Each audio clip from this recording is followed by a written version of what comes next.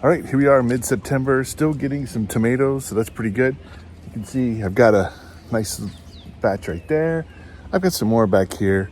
One thing to think of if you want to take your tomatoes a little bit longer into the growing season is a couple things. Number one is to use the more of the smaller tomatoes, the cherry tomatoes sort of things.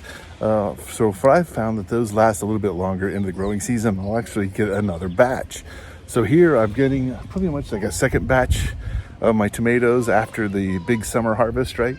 So I might actually pull some more off of this. So some things that I do is I'm gonna get these things clipped off so I can get any new flowers to get those going, because these take about, I don't know, about 60 days or so to harvest, to get ready for harvest. So hopefully if I can get these off, hopefully I can get another batch in there, another 60 days. If you're in a little bit of a colder climate, something you can do, of course, is you can put, make a little bit of makeshift greenhouse or something, keep some of the heat in, because one thing you don't really want to do is get that frost. And I know some of you people in the more the eastern part of the country, or up in the colder part, let's say, I'm in San Diego, so it's pretty warm. You'll get a frost and then it will warm up and then it will freeze.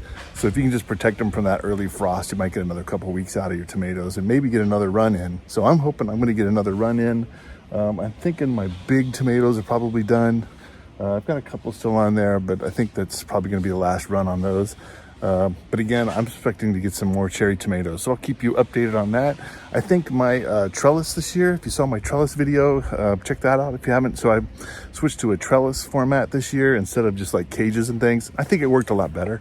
So check that video out if you want, because I think for the spring, dude, I'm going to go all out with the trellis system. So with that, I'll tell you what, I'll put up another video. I'll put up my trellis video if you want to check that out, and I'll see you over in that video.